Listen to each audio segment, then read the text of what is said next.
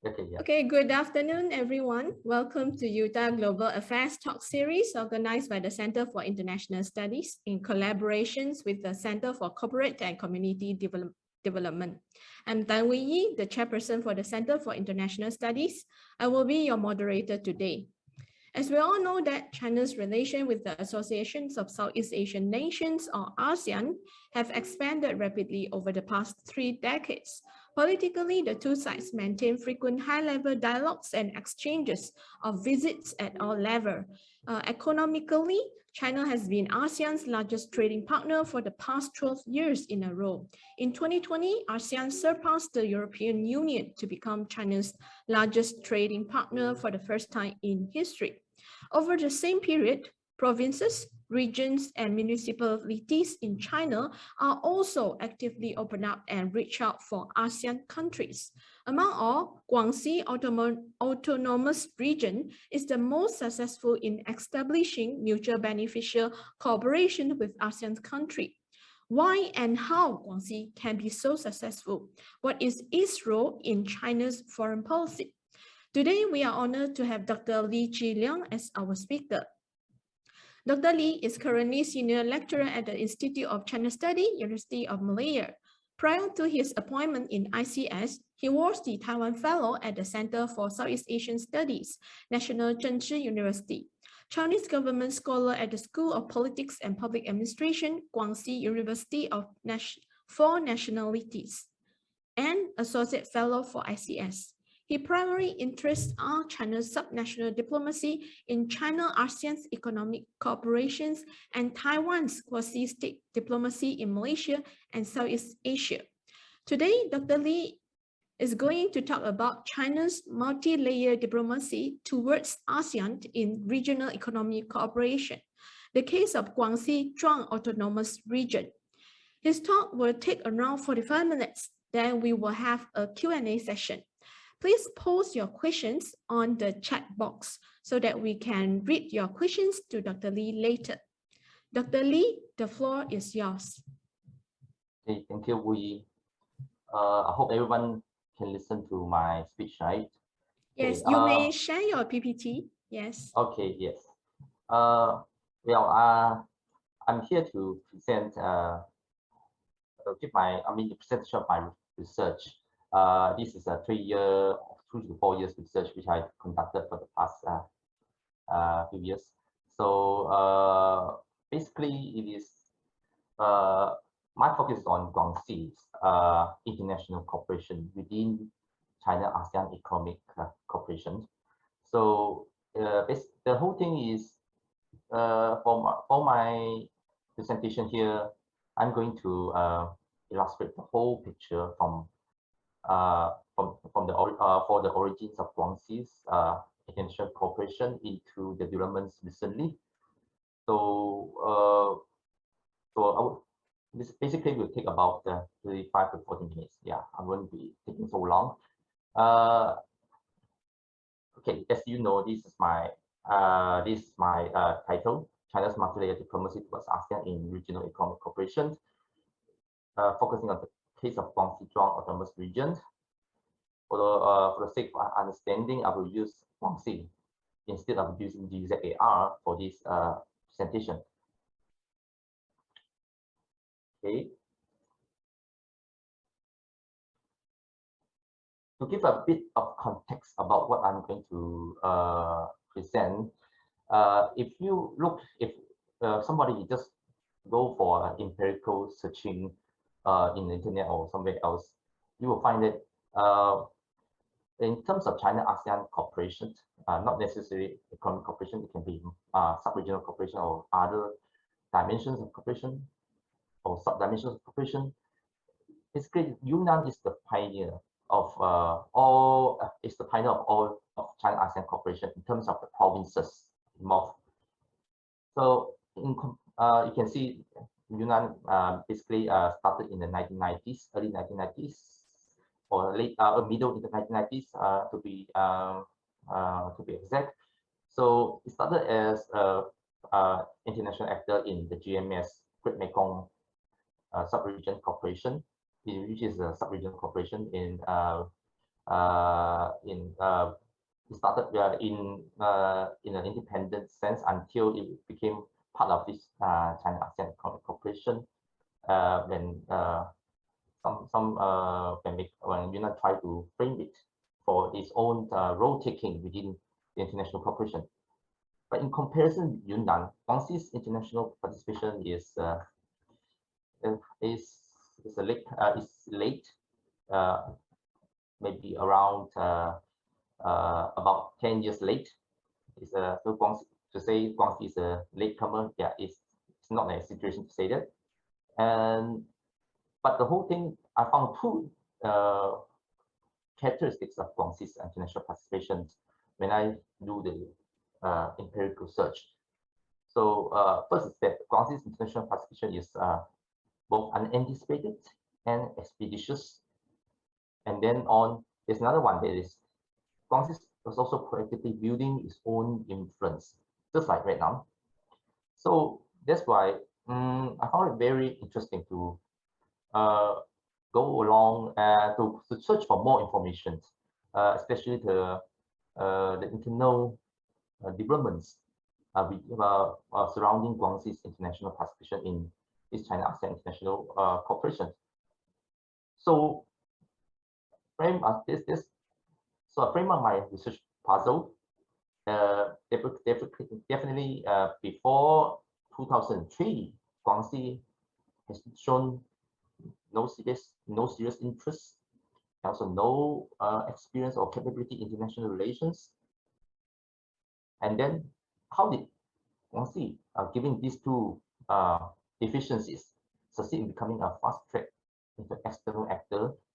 Okay, within 8 months, and then go on to develop its own influence within this framework of China ASEAN Economic Cooperation.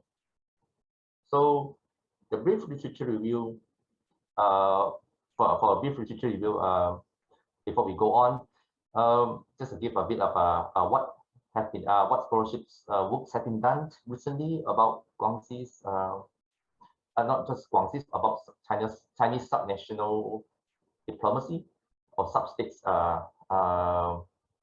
international cooperation in more rough sense. There are 3 schools, actually, basically 3 schools have been looking at Chinese sub-state diplomacy. These two schools, para-diplomacy and multilateral diplomacy, are part of these international relations disciplines. So the para-diplomacy proponents seeing Chinese SNG's international participations, seeing SNG's participation in general, not necessarily Chinese, mostly the Western federated states.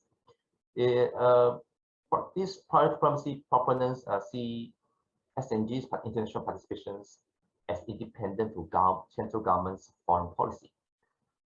On the other hand, the multilateral diplomacy, which are mostly like which is the works which has the works of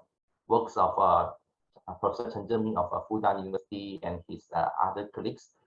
Basically, they see Chinese SNGs or subnational governments as their participations in international platforms are extensions of China's national foreign policy. So they are two very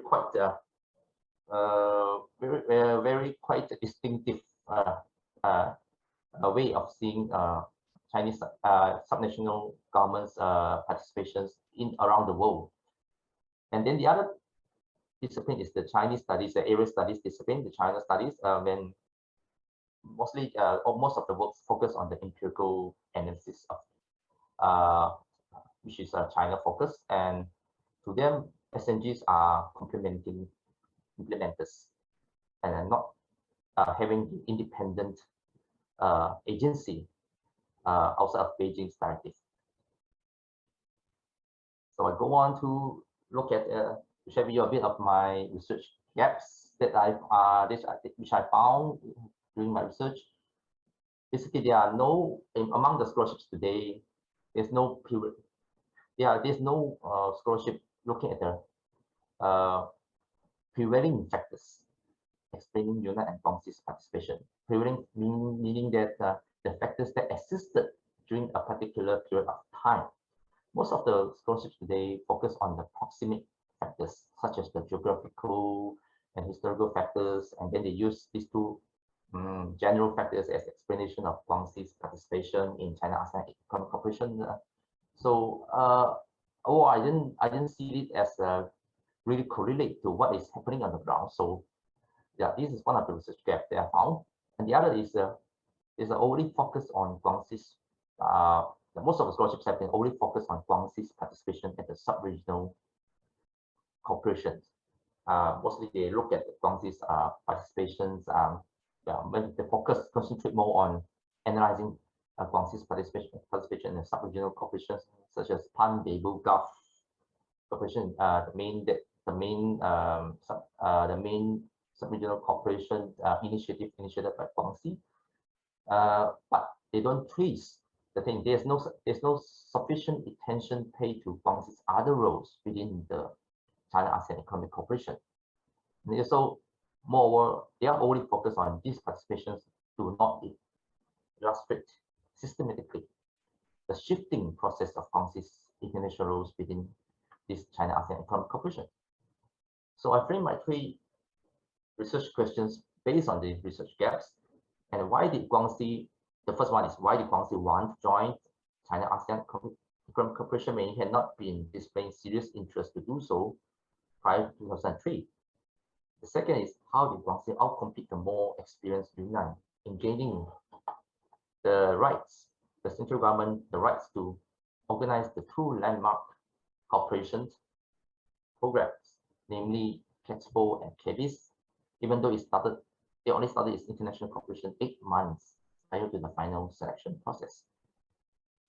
And then third one will be, this will concern the different roles that Guangxi will be taking. Has Guangxi been able to act autonomously outside of the Chinese central government's directives in China-ASEAN Economic Cooperation? And if so, how did it do so? Okay, it's a bit giving you a bit of a theoretical the theoretical method that I use for my research.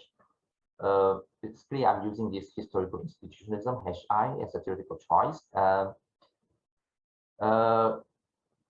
Why do I use HI? Because the HI is able to explain the origins and developments of institutional structures and processes over time.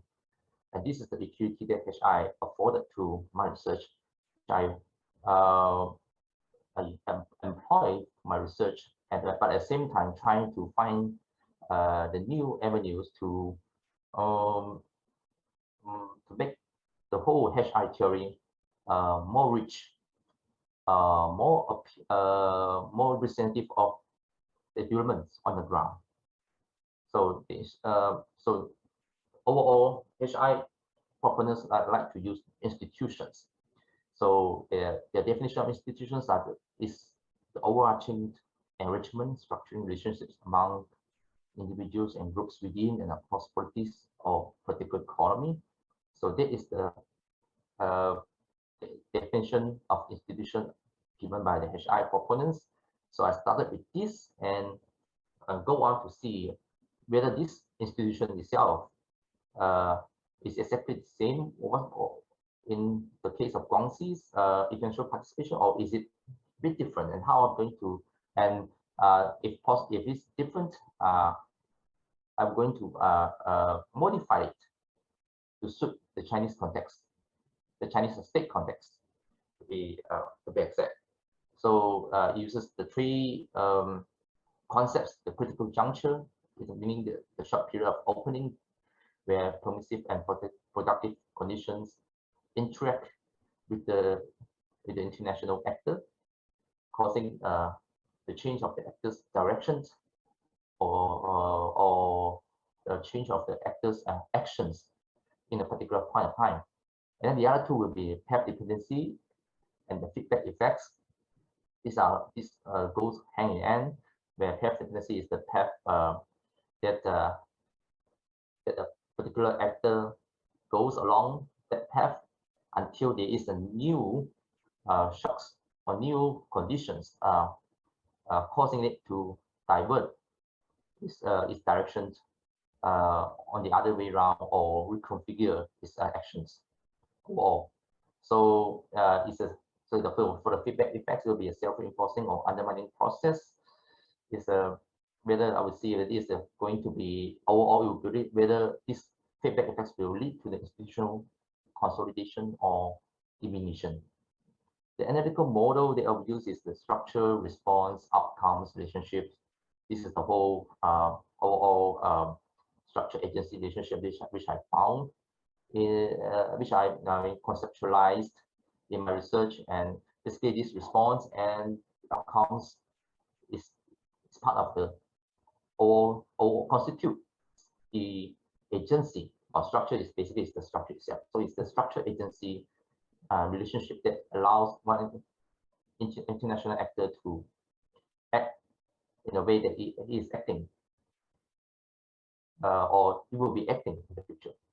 So I'm here to explore, so my research is explore the nature of overall institution regulating Guangxi's participation in China ASEAN economic cooperation, the use of critical juncture, pair frequency, and feedback effect, as I mentioned earlier. Okay, to start a bit, to give a bit of background on the Guangxi's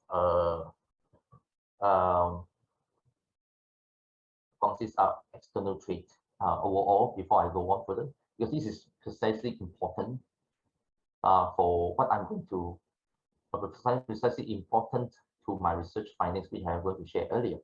So overall, Guangxi's border trade with Vietnam is excessively important for its massive Vietnam trade, even for its overall foreign trade itself. The preferential tax policies is this because there's a call. Guangxi has been given preferential tax policies since China's opening up in the 1970s, in the late 1970s, and before there are 3 circulars governing the preferential tax policies given by the State Council and MOFAC, the Circular 1991, Circular 1996, Circular 1998. So all these 3 circulars basically give Guangxi's preferential tax policies in a much more comprehensive way. For example, for the full exemption of import tariff or VAT taxes for goods traded below renminbi 300 across the border, especially those the frontier markets. So these goods will be exempted from tariff and VAT if they traded across the border in the pusher or the frontier markets. And then for the 1988 circular, basically increased this amount to 3,000 renminbi. So if you're trading below 3,000, you will be exempted from import tax, import tariff, and also the VAT, import VAT.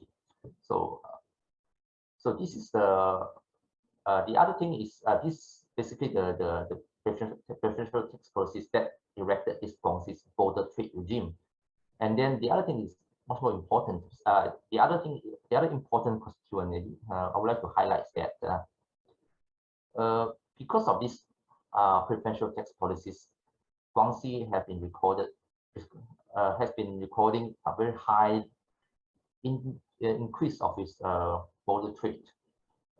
50 is border trade with Vietnam. Basically, it's just Vietnam border trade with Vietnam, because Vietnam is the only country, ASEAN country, that borders Guangxi.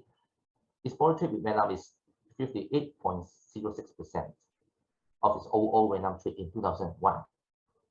While Vietnam trade, rather its trade with Vietnam itself, is 68.67% of ASEAN's its trade with ASEAN. And the cities like Pingdong, Pingxiang, 60% of its of its income is derived from border trade taxes. So you can see that why Guangxi's border trade with Vietnam is simply too big for Guangxi to ignore, and not to mention its massive trade with Vietnam as well. Of course, and also from the Asian financial crisis itself, I also found that such external shocks did not really lead to a deterioration of our border trade between Guangxi and Vietnam. So it explains very well why Guangxi leadership has been showing this disinterest for international cooperation and been lacking agency to build any coalition with central government for international participation. And this is despite that in the 1990s, in the mid-1990s, the State Council even directed Guangxi to become Southwest Maritime Channel, connecting with bordering ASEAN countries. But it did not really become very significant. Somehow the whole initiative failed because Guangxi simply lacks the secondary industries, mainly the manufacturing industries, to attract more factories to be built in the autonomous region, and the way it also unable to compete with neighboring province Guangdong for such value-added investments. So without that, so the Guangxi leadership at that time found that without such secondary industries, it simply did not work to just become the Southwest Maritime Channel as directed by the Chinese central government. It simply doesn't work like this. So what they need is in the long term was the secondary industries, especially manufacturing ones, instead of just primary industries, which are of abundance in Guangxi, but they need more like value-added industries for Guangxi to become an international actor in this any of the regional cooperation involving ASEAN countries.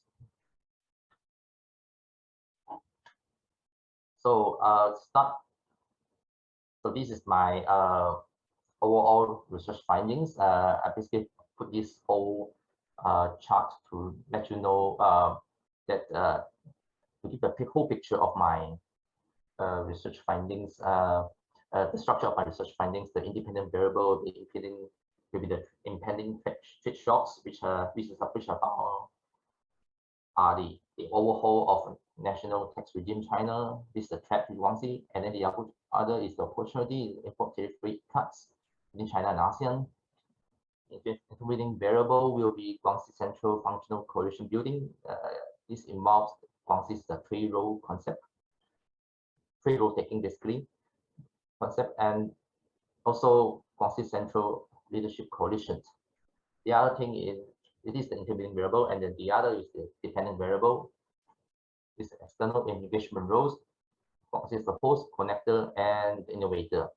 And the mind that for this intervening and dependent variable there is a feedback loop, which I found in my research. And what I mentioned earlier is the feedback effect from my research. So I'm going to explain this later in my next slide for better clarity. So okay, so basically Guangxi's international participation started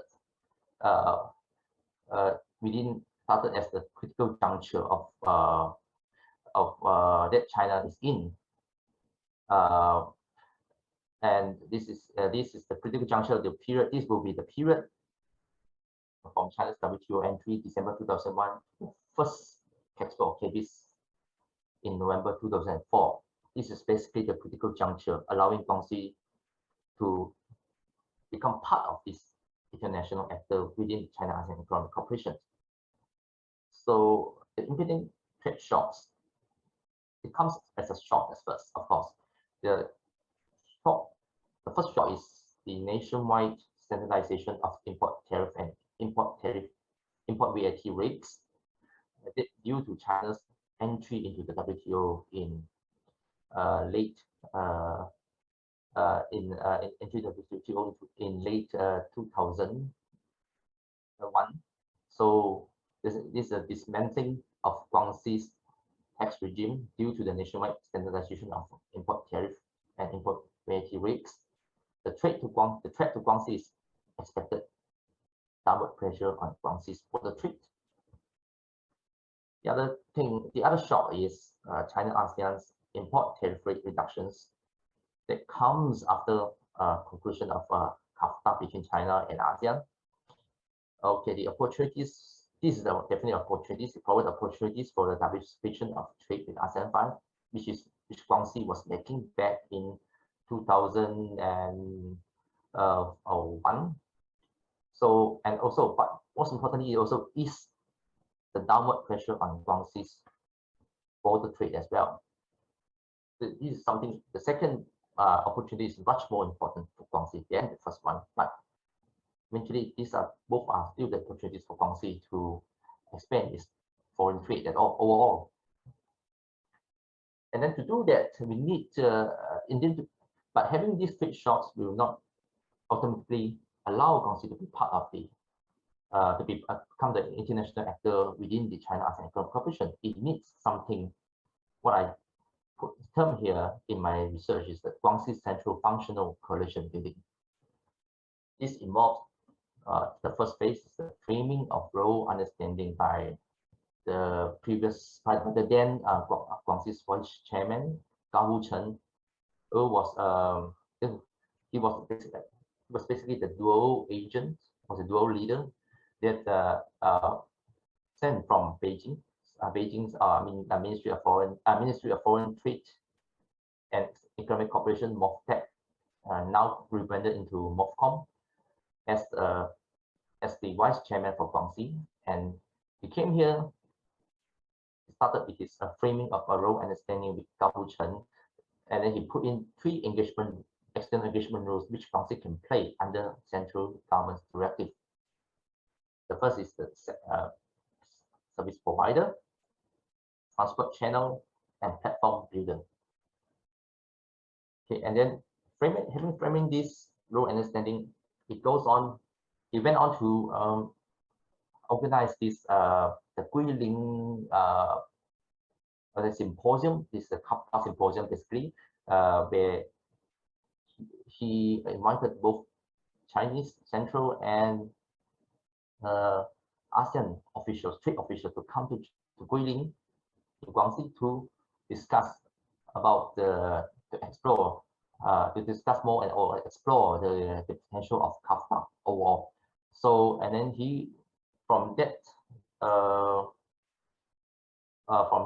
particular symposium, he came up with a report, authoritative report. It's a CAFTA report that gather all the feedbacks on how China and ASEAN can build the cooperation, cooperation within the CAFTA's context, and with Guangxi as part of the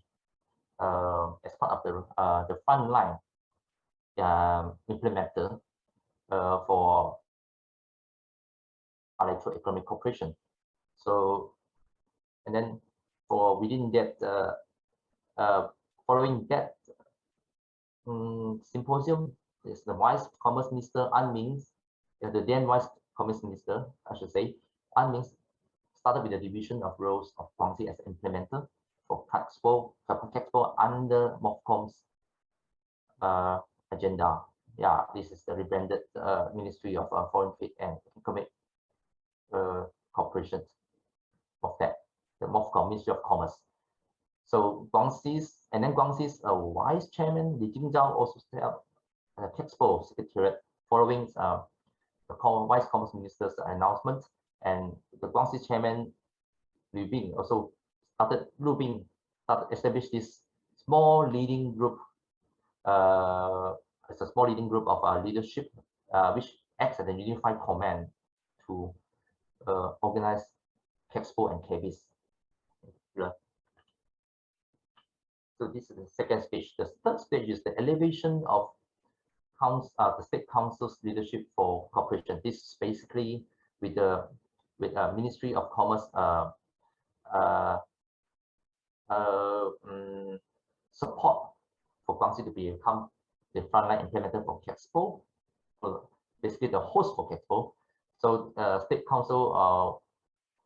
Council's leader Wu Yi, Vice President, so directed 12 other ministries and CCP's publicity organ to support Guangxi in its efforts to organize this Expo and KBIS. KBIS, by the way, is China ASEAN Business Investment Summit. So the expected benefits for Guangxi is definitely the more immediate one is the organizational support that it can draw from all the central government agencies.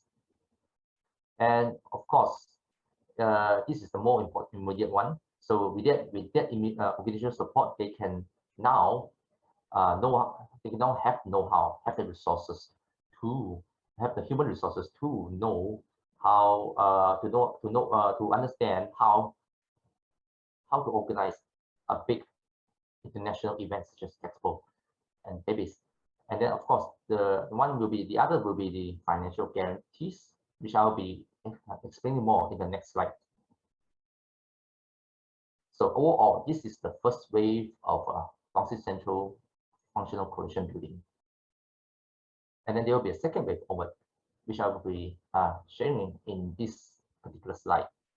So having that critical juncture itself, now Guangxi has now become part of this, the host of this Expo. So this particular path, I call it path dependency for Guangxi. Basically is Guangxi's series of external engagement roles in China ASEAN Economic Cooperation from 2004 to 2015. So of course, should put it to present because just my previous research, ended in 2015. But basically, yeah, Guangxi is still pursuing along this path dependency. So, but for the argument's sake, yeah, try to highlight back to what happened in 2004. So, and 2004 and onwards, and so with the functional coalition building, the first wave of functional coalition building, there's this external engagement roles, the immediate engagement role that Guangxi is taking until now. This is the being the host for China ASEAN Economic Cooperation, and this involves the two programs at Expo and KBIS, as I mentioned earlier. The trade and investments, Expo and KBIS started in 2004 until today. And then there will be exchanges among the think tanks of scholars, the China ASEAN Think Tank Strategic Dialogue Forum, which established in 2008 and it continues until today. The other is more recent is the China ASEAN Information Hub, which started in 2015 and is progressing by leaps and bounds today. So the other will be, the second one will be after Guangxi being admitted into the host for China ASEAN Cooperation. Guangxi also tried to get some breakthrough of its international participation. It tried to act. It had to be different, diversify its roles instead of just acting as a host under the central directive of Beijing. It tried to diversify its roles into another very. It thought that it might help it to gain more financial guarantees for its industrial development. So it started with this transport And then the whole thing started with it diversifying to become a transport channel for China's economic cooperation. So it tried to start with this, try to use the GMS as the context for it to be part of a new actor within the sub-regional cooperation. It utilize this infrastructure connectivity within the GMS, and it tried to become the connector or the transport channel between the GMS with the Pearl Delta, especially the Guangdong area. So it tried to become the transport channel connecting both. The whole plan, however, did not really bode well for Guangxi, because the Pearl Delta is not really the focus of the GMS. And although it got some financial guarantees for this for the programs, for the projects under this infrastructure connectivity of GMS, it ultimately realized that it did not really contribute to their industrial development aim in the long run. So basically, the two qualified positive feedbacks from Guangxi being the host and transport channel roles. One is the inadequate financial guarantees. It got some trade. From 2004 to 2006, there's an increase of trade in Expo, but the increase is such a meager, such a low number that that Guangxi found that it will not be to its best interest to get the necessary capitals to develop its industrial secondary industries in its vicinity. So, and then there will be also investment as well. Again, it does not really, it did not really bode well for its industrial development, which Guangxi simply needed a lot of more capitals to develop its immature secondary industries. So, what it got more is the infrastructure development funds it got from UNDP. And it's basically the UNDP, which had a lot of for building up the expressways connecting Yunnan, and also and then from the Yunnan there connecting straight away to the GMS, and then the other is the expressways connecting to Vietnam itself. So these two projects got a lot of about 700 plus million from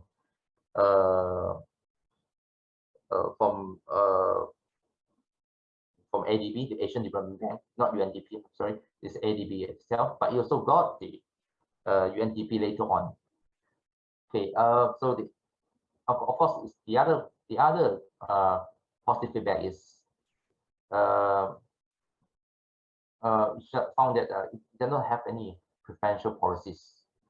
So there's a need for Guangxi to get the preferential policies it needed, as it had been in the 1990s when it has its border trade regime. So it needed to get preferential policies also to play that to play the game well, and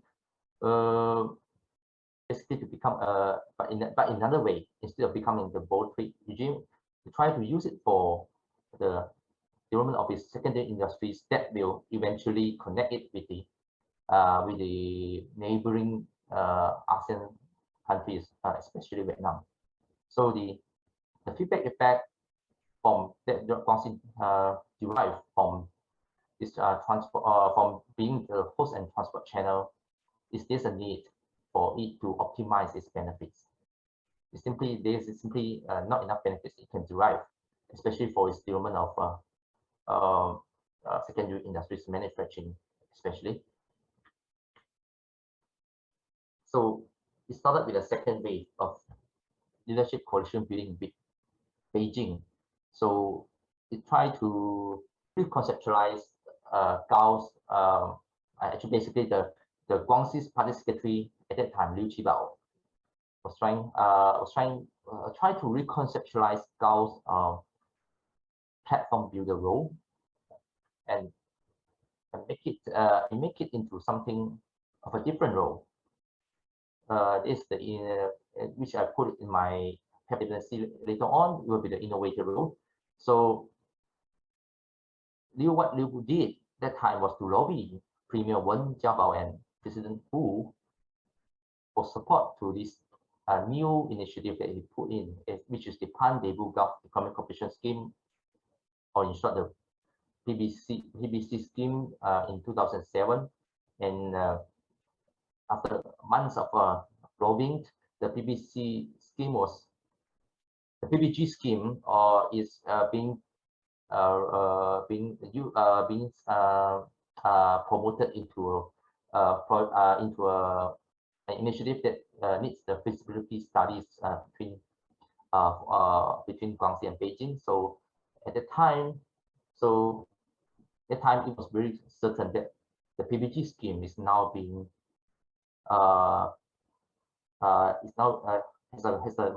has been promoted into central government's program. So eventually, it was the PBG scheme that was promoted later on in late 2007, and then it was also roped into China ASEAN Sub-Regional Cooperation after strong lobbying from Beijing on behalf of Guangxi. So the project benefits are definitely many. I have a list of these project benefits here, so I won't go in details, but the preferential policies, yes, definitely there. Now Guangxi got what it needed for its industrial development. So for its secondary industrial development, so it will be one of the examples will be the State Council giving 130+ million for the China-Malaysia Qinzhou Industrial Park, and then also this getting a lot of investments from Thai companies to invest in this. Also the other initiative, industrial park involving Thailand, and then of course also others like the Pingxiang Dongdang cross-border, cross-border economic cooperation zones with Vietnam is basically started as a pilot zone for industrial development connecting Guangxi with Vietnam. So the preferential process that it got from that is that it there's an exemption of import VAT again, and then there's also a sales tax for goods traded within this Pingxiang Comprehensive Bonded Zone within the CZ, and also 30% of processed goods also enjoy exemptions from import duties if they come from Vietnam. Of course, they also there's exporters also gaining tax rebates for exports, and there are also a list of other preferential policies like land guarantees, preferential taxes for investors if they come to invest in industrial parks, logistics parks, etc. So basically, the third role is the innovator. Is Guangxi being the innovator for China ASEAN Regional Cooperation. This is the PBG, basically involved the PBG Economic Cooperation Scheme, and which initiated in 2006, but in 2007 it will but only got the approval from the Chinese central leadership in 2006. Then the whole thing involves the Pan-Daegu Gulf Economic Cooperation Zone, PBGECZ, and then Nanning Singapore, or the North-South Economic Corridor. Okay, you can say Nanning Singapore Economic Corridor, yeah. And then the other is one axis and two wings, which is the all initiative linking both the PBGECZ, and NSEC.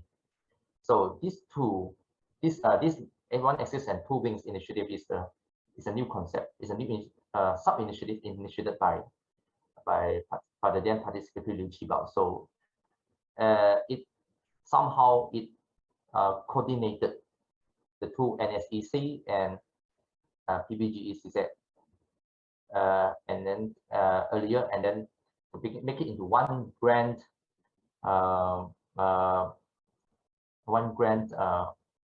connectivity area of connectivity, where there will be transport connectivity. There will also be economic activities surrounding this one axis and two wings initiative. Okay, so as I mentioned earlier, there are few industrial parks, logistics parks, and economic cooperation zone within this Guangxi under this one axis and two wings. Is this Jingxiang Dongdang cross-border economic cooperation zone, the China-Singapore Industrial Logistics Park, which is more recent, and then the more famous ones will be the China-Malaysia Qingzhou Industrial Park, and also the China-Thailand Chongzhou Industrial Park. So these are basically the two industrial parks, the main ones. And then I also heard that if I'm not wrong, there's another industrial park in Indonesia, but I think that is more likely in Indonesia and not in Guangxi itself. So the conclusion is, I have two conclusions here. Okay, this is an overarching institution that allows for the regularization of Guangxi's roles in China-ASEAN Economic Cooperation. I mean, this is basically the institution in the Chinese state context. This is the institution that regularizes China's regional roles. This is a conglomeration of formal rules and leadership practices.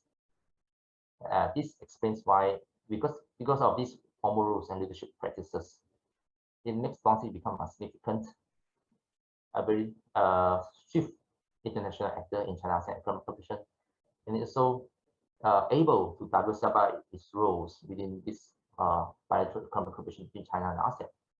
So this is unlike the European, Canadian, or American federated systems, where national constitutions often form part of institutions regularizing their subnational or sub-state diplomacy. So in the Chinese state unitary state system, this is the institution spans beyond this legal structure or national, like such as the national constitution. It is a form of it's a mix of formal rules and leadership practices. We should see it in this way instead of in the Chinese context, which is quite interesting for proponents of HI in this, and also sub-state diplomacy studies. So in other words, having even though China has Chinese constitution also have stipulations that allow Guangxi to have its own say on economic development or economic or trade or foreign trade, it does not automatically allow them to become an international actor in a strict sense. What matters more is kind of utilizing utilizing the formal rules and leadership practices in order for in order for Guangxi to play this international role. And I think for this Chinese southwestern provinces, this kind of institution applies well to all of them. And the other thing is the other conclusion is I draw from my research is that Guangxi's regional participation is a typical case of China's multi-layer diplomacy. So in other words, Guangxi's regional international participation in the China-ASEAN cooperation is an extension of China's cooperation agenda. It's a foreign economic policy with ASEAN. So it needs central decision makers' willingness to let Guangxi play the international role, and also plus the autonomous role region's leadership's proactivity. We only with these two elements, because of these two elements, Guangxi is empowered into international cooperation. So short of either of these two elements will not be possible for Guangxi to become an international actor.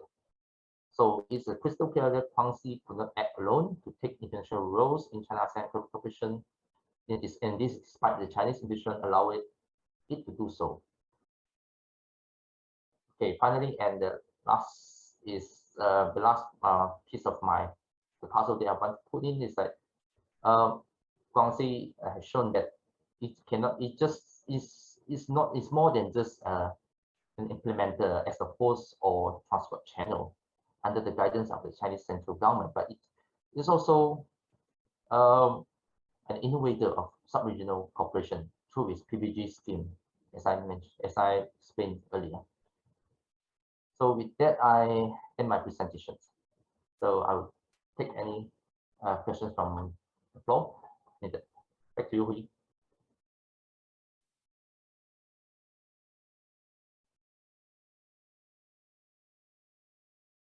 Yeah, thank you, Dr. Lee. So if any of you have any questions, you're welcome to post your questions on the chat box. Okay, maybe while waiting for others, to ask question, maybe I will ask Dr. Lee a questions. So just now you mentioned that, right? So Guangxi, since in the 1990s, it is, it intend to develop its secondary industry. So now through all this effort now, does it, really successfully, had its own secondary industry? Oh, this is a very good question. Yes. From my research, I found that there is improvement from the previous 1990s. But to say that Guangxi has its own secondary industries I will stop short of saying that because it still has a problem with competing with Guangdong, which is a very rich and very highly industrialized neighbor. And most of the industries would like to go to Guangdong instead of going to Guangxi. And that's why, and then Guangxi found that China-ASEAN cooperation can be a good opportunity for it to bring these kind of secondary industries into his region. But the thing is, how to do it because when everyone can compete, I mean, everyone will still choose Guangdong instead of Guangxi. So that's why that it has put in a lot of efforts to do in its sub-state diplomacy, going around ASEAN countries and basically just focusing on ASEAN, bringing ASEAN, try to build up the logistics park, the industrial parks with ASEAN countries, and then from there on, rope in the secondary industries needed for their own long-term industrial development. Basically, it's the manufacturing industry they are looking at. But since Guangdong is a very powerful manufacturing power, how there will be a very it's a big challenge for Guangxi to really become to shine as a shine, or even as an even like to be on par with Guangxi. Still, it's still a process in the making. It's still a job in the making. Yeah, job in the process in the making, or a job to be fulfilled in the long term. Yeah, but there's definitely an improvement from the 1990s. Because in 1990s, it's definitely they are really relying on primary industries. So, and then they found relying on primary industries will not really get them will not really bring all the foreign investors to come. Yeah, why foreigners will come to Guangxi to invest in primary industries when they found this they learned their lessons well in the 1990s. So it doesn't work in that way. So that's why secondary industries is the priority in the long term. It's also for their own regional economic development, where they want to. They have been targeting a lot of poverty alleviation programs, because Guangxi has a lot of has a poverty problem all the while. It has improved slightly. Not slightly. It improved tremendously for the past 2 decades. Yeah, and there's if you go to Nanning today, you will see a lot of constructions, and with small, big constructions, and there are some areas which are really,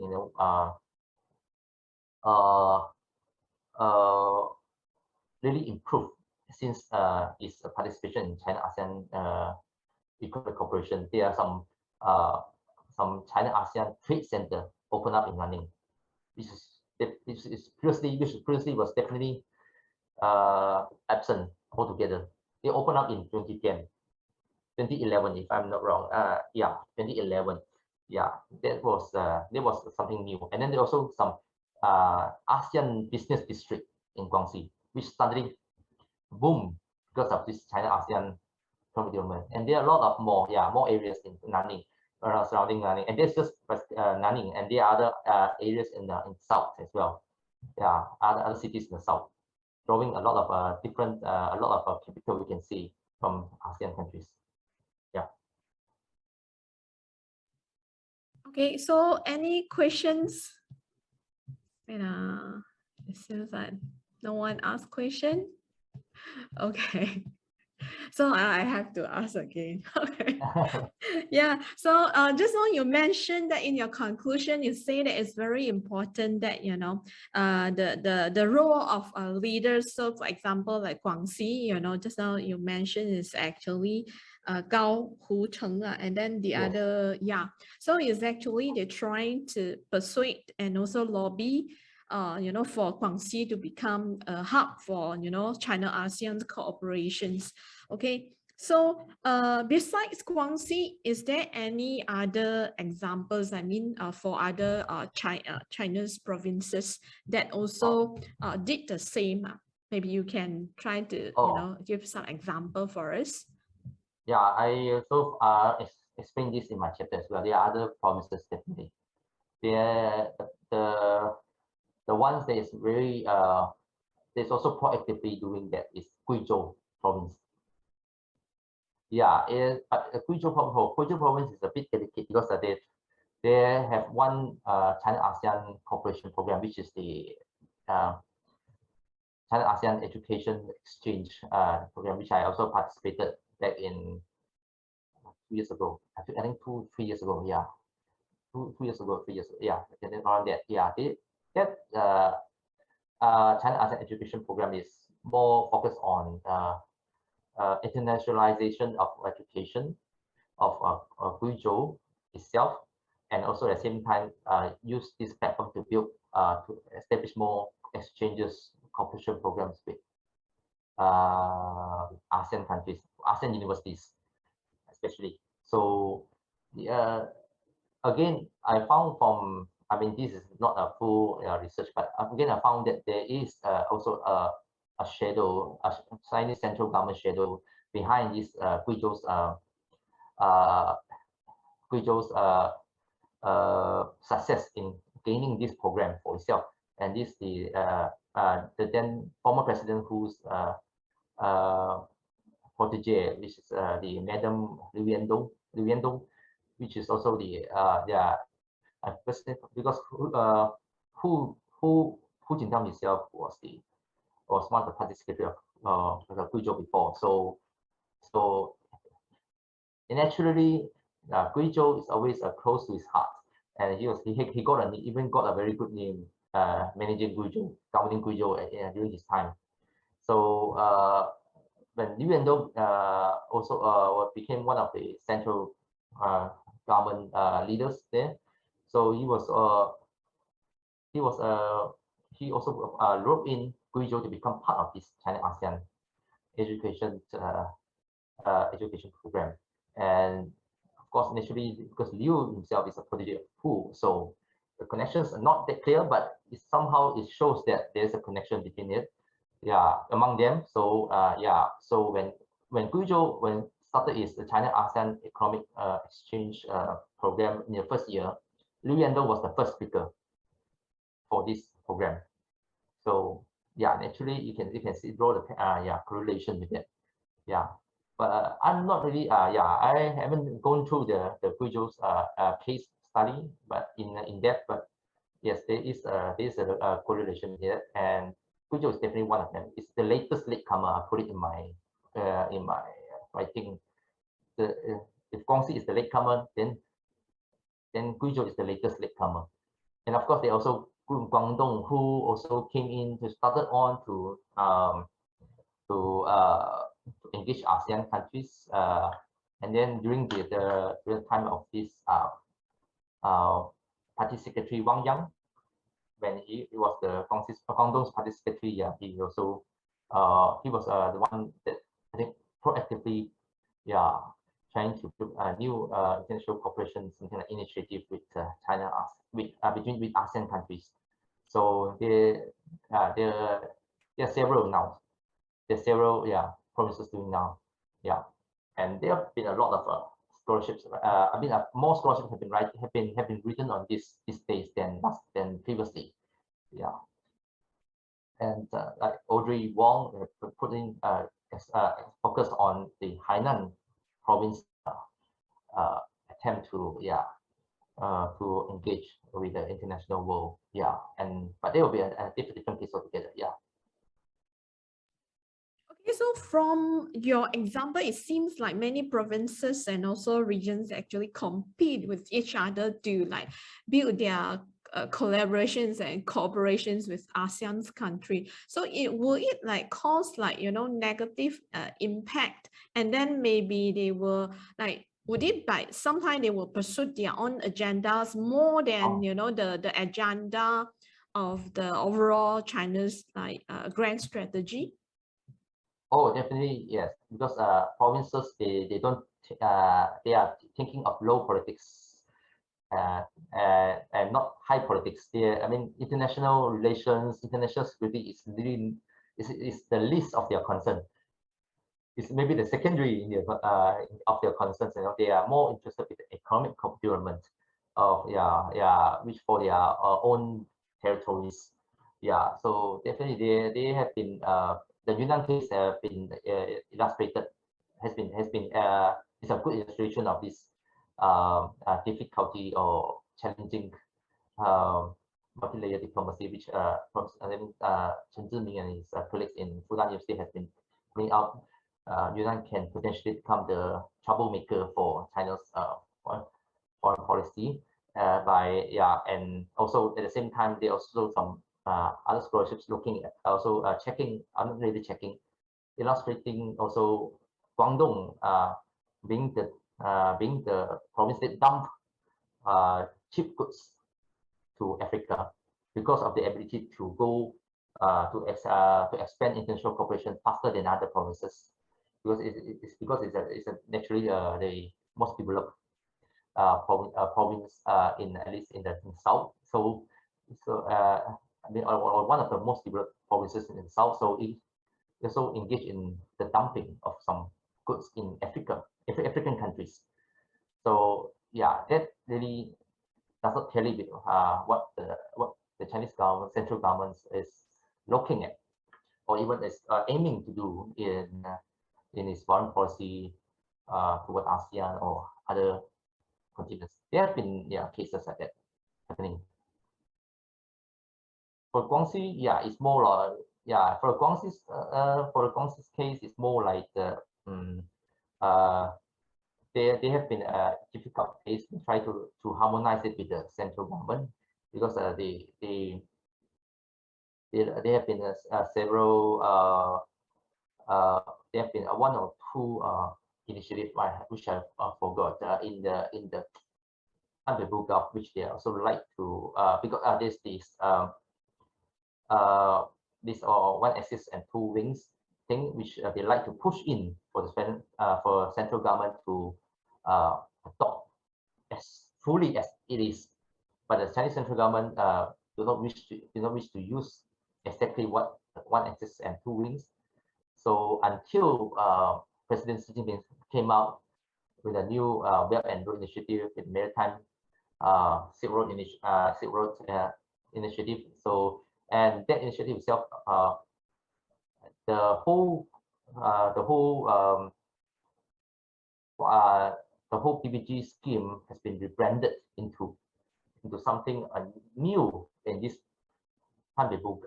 in this Belt and Road Initiative. So now it's like Nanning Singapore Economic Corridor becomes like the more obvious one than the one axis and two wings that Guangxi initiated early on. So for the Guangxi case, yeah, the central government has been more proactive in managing the differences with Guangxi. Okay, Dr. Lee, here we finally have a question for you. Can you please share with us if the pandemic has affected the multi-layer diplomacy in any way? Oh, this is a good question, because the pandemic itself, instead of I mean, it's a natural logical thinking is that it should have affected the multi-layer diplomacy. But instead, you can see China having each province to play a certain part in this pandemic period by getting them, like for Malaysia, it's definitely Guangdong's health delegation that came. There was a dispatch from Guangdong earlier on last year. So you can see Chinese government is playing that multi-layer diplomacy in the pandemic time, but in the domain of public health cooperation instead of economic cooperation. So Guangxi is actually taking the helm to assist Cambodia and Laos through India anti-pandemic efforts, in their pandemic containment or anti-pandemic efforts. So if Guangxi doing that, Guangdong meanwhile is looking at is looking at Malaysia to boost this boost COVID-19 pandemic cooperation. So we can see there are every like somehow there's a division of role now given by Beijing. Instead of being affected negatively by the COVID-19 pandemic, there's also this Beijing is just using multilateral diplomacy to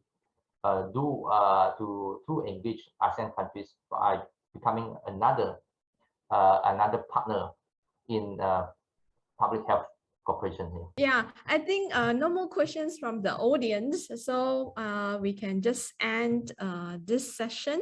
Okay, and also thank you very much, Dr. Lee, to share with us the multi-layers diplomacies by China.